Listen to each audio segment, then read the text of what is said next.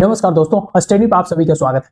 दोस्तों, आज इस सेशन में हम लोग बात करेंगे कि 26 जनवरी को रिपब्लिक डे क्यों मनाया जाता है।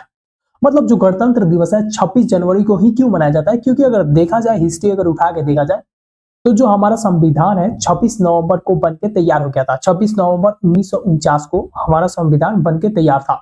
और आपने देखा होगा संविधान में ही लिखा हुआ है कि 26 नवंबर को हमने क्या किया था, इसको एडॉप्ट कर लिया था। बिफोर आई स्टार्ट, सबसे पहले समझ लो रिपब्लिक का मतलब क्या होता है। गणतंत्र का मतलब ये होता है कि इस देश का जो भी हेड होंगे, जो भी गवर्नमेंट होंगे, वो लोगों के द्वारा चूज किए जाएंगे। मतलब ये है कि देश का जो हेड होगा वो पीढ़ी दर पीढ़ी नहीं आएगा। मतलब राजा का जो बेटा है वो राजा नहीं बन सकता। जैसे कि ब्रिटेन में होता है। ब्रिटेन में क्या हुआ, रानी मर गई, रानी का जो बेटा था बड़ा वाला, उसको क्या बना दिया गया, राजा बना दिया गया। मतलब राजा का बेटा राजा बनता है। यहाँ पे स्टोरी नहीं है, राजा का बेटा राजा नहीं बन सकता। जनता जिसको राजा बनाना चाहेगी उसको राजा बना सकती है। इसी कारण आपने देखा होगा कि हमारे जो राष्ट्रपति हैं, जो प्रधानमंत्री हैं, उनको कहीं ना कहीं यहाँ की जनता ही चूज करती है। जैसे प्रधानमंत्री की बात करें तो क्या करते हैं, हम इनको चूज करते हैं, मतलब इनको भी हम वोट देते हैं जहां से भी खड़े हो। लेकिन राष्ट्रपति को हम लोग क्या करते हैं दोस्तों, अप्रत्यक्ष रूप से चूज करते हैं, इनडायरेक्टली। मतलब कहने का ये है कि हमारे चूज किए गए प्रतिनिधि लोग जाते हैं और वहां पे चुनाव उनका करते हैं, उनको सिलेक्ट करते हैं। तो इसी कारण हम भारत को क्या बोलते हैं, एक गणतंत्र देश। अब बात करते हैं कि आखिर में क्या स्टोरी है 26 जनवरी का। देखिए दोस्तों, ये स्टोरी शुरू हुआ था 1929 में, जब कांग्रेस ने लाहौर में एक सेशन किया था। उस वक्त जो कांग्रेस के अध्यक्ष थे वो थे पंडित जवाहरलाल नेहरू। और उस वक्त पंडित जवाहरलाल नेहरू ने बोल दिया था कि हमें चाहिए पूर्ण स्वराज, यानी कि हमें कंप्लीट फ्रीडम चाहिए। किसी भी तरीके का इन्फ्लुएंस ब्रिटिशर्स का यहाँ पे नहीं होना चाहिए।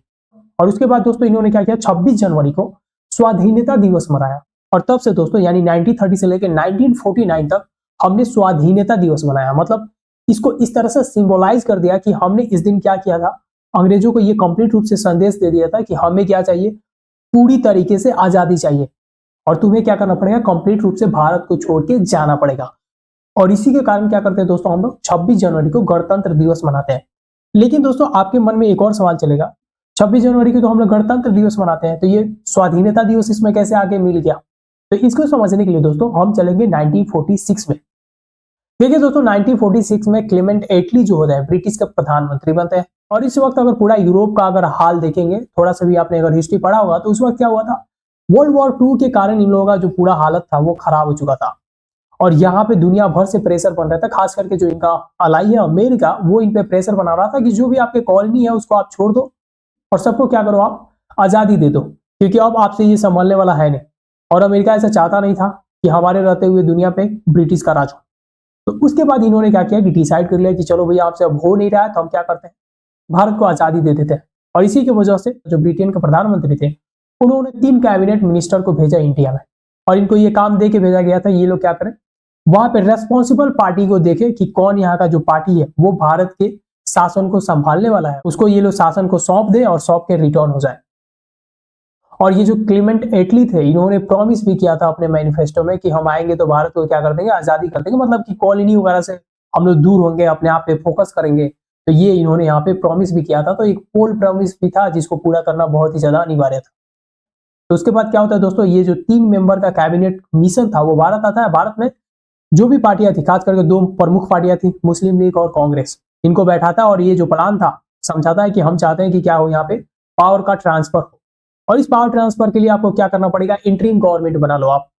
मतलब कि एक शॉर्ट ड्यूरेशन के लिए आप गवर्नमेंट बनाओ और उसमें देखो कि गवर्नमेंट चलाना कैसे है, आप सीखो कि गवर्नमेंट रन कैसे करना है। इसलिए अंतरिम गवर्नमेंट यहाँ पे बनाया गया। और इस पीरियड में तब तक क्या होगा, जो भी ये सीख रहे हो गवर्नमेंट चलाने का, उसी टाइम में आप लोग अपने देश के लिए कॉन्स्टिट्यूशन बना लेना। और कॉन्स्टिट्यूशन बनाने के लिए क्या चाहिए दोस्तों, कॉन्स्टिट्यूएंट असेंबली के मेंबर्स चाहिए। और इन मेंबर्स के लिए क्या कराया गया, पूरे स्टेट में इलेक्शन करवाया गया। और इस इलेक्शन में क्या हुआ था दोस्तों, 389 जो मेंबर्स हैं वो चूज किए गए थे कॉन्स्टिट्यूएंट असेंबली के लिए। याद रखिएगा कि ये जो 389 मेंबर्स हैं ये डायरेक्टली चूज नहीं किए गए थे। यहाँ पे क्या हुआ था, लोगों ने अपने रिप्रेजेंटेटिव को चुना था और वो रिप्रेजेंटेटिव जो थे उन्होंने इस मेंबर का चुनाव किया था। और बहुत सारी जगहों पे क्या हुआ था, इसको अपॉइंट भी कर दिया गया था। उसके बाद दोस्तों सबसे बड़ा झटका लगता है कि क्या होता है, यहाँ पे 1947 में भारत को तोड़ दिया जाता है। यानी जो मोहम्मद जिन्ना थे उन्होंने क्या बोला कि हम भारत के साथ नहीं रहेंगे। और इसमें एक रीजन भी दिया जाता है दोस्तों कि उस टाइम में जब इलेक्शन कंडक्ट करवाया गया था पूरा प्रोविंस में, तो जो मुस्लिम लीग की पार्टी थी उसको बहुत ज्यादा कम सीट मिला था। इसकी वजह से कहीं ना कहीं ये नाराज हो गए थे और ये चाहते थे कि भारत को जितना जल्दी हो सके तोड़े। तो तो उसके बाद क्या हुआ दोस्तों, यहाँ पे डिवीजन हो जाता है इंडिया का। उसके बाद जब ये पूरा डिवीजन हो जाता है तो यहाँ पे इंडिया के कंस्टिट्यूएंट असेंबली में कितने लोग बचे थे, 299 यानी 299। और इन्होंने क्या किया दोस्तों, भारत के कॉन्स्टिट्यूशन का निर्माण किया। देखिए दोस्तों कॉन्स्टिट्यूशन बना कैसे था, तो सबसे पहले प्रारूप तैयार किया गया था, यानी एक ड्राफ्ट बनाया गया था, एक ढांचा बनाया गया था। और इस ड्राफ्टिंग कमेटी का चेयरमैन कौन था, भीमराव अंबेडकर। तो उन्होंने यहाँ पे क्या किया था, पूरा ढांचा को तैयार करवाया था। और उसके बाद जो कॉन्स्टिट्यूएंट असेंबली थी उसमें 13 सेशन होता है। और इस सेशन में दोस्तों क्या हुआ था, लोगों ने डिबेट किया था कि जो भी उस ढांचा में लिखे गए आर्टिकल्स थे वो भारत के कॉन्टेक्स्ट में लागू होने चाहिए या नहीं होने चाहिए, या कुछ मॉडिफिकेशन की जरूरत है, या बिल्कुल इरिलीवेंट है। मतलब कटनी छटनी का काम किया गया था, कुछ ऐड किया गया, कुछ हटाया गया, कुछ को मॉडिफाई कर दिया गया। और फाइनली जो भारत का कॉन्स्टिट्यूशन होता है 26 नवंबर 1949 को बन के तैयार हो जाता है। और दोस्तों आपको पता है जब ये कॉन्स्टिट्यूशन बना था तो कितने मेंबर्स थे, 299। लेकिन जब इस पे साइन का टाइम आया तो ओनली 284 लोग बचे थे। और इन्हीं लोगों ने क्या किया था, पूरा यहाँ पे साइन किया था। अगर देखा जाए तो कॉन्स्टिट्यूशन बनाने में 2 साल 11 महीना 18 दिन लगे थे। इतना समय लगा के क्या किया गया था, कॉन्स्टिट्यूशन को बनाया गया था। तो आपके मन में चल रहा होगा कि तो फिर हम नवंबर 26 को क्यों नहीं मनाते हैं गणतंत्र दिवस। तो जैसे मैं बताया कि 26 जनवरी को हम स्वाधीनता दिवस मनाते हैं, जो कि ऐसे ही इसको छोड़ नहीं सकते थे। बहुत दिन तक इसको हमने मनाया था, 1930 से लेकर 1949 तक।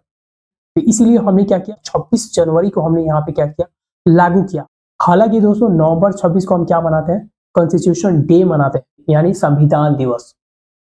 तो उम्मीद करता हूं दोस्तों ये सेशन आपको समझ में आया होगा। अगर ये वीडियो आपको अच्छी लगती है तो अपने दोस्तों के साथ जरूर शेयर कीजिए। और अगर दोस्तों आप इस चैनल पर नए हैं तो चैनल को सब्सक्राइब करना मत भूलिएगा।